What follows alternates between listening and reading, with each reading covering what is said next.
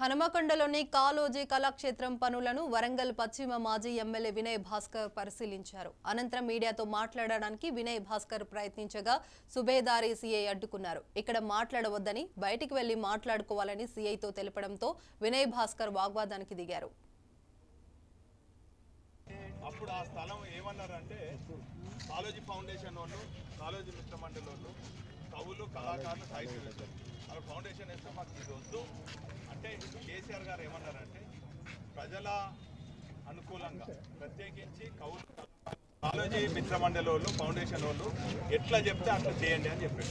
అప్పుడు మేము ఈ స్థలం చూసే వరకు ఇది కూడా అని చెప్పారు. యాదవ్ ఉన్నాడా? చెట్లు కొన్ని పెట్టాము, ఇప్పుడు చెట్లు మాత్రం వాడతాం. అయితే ఇప్పటి వరకు వాళ్ళు చేసిన ఘనత మేము మాత్రం పునాది రాయనిచ్చి మేము వేసిన ఫౌండేషన్స్తో ఇక్కడ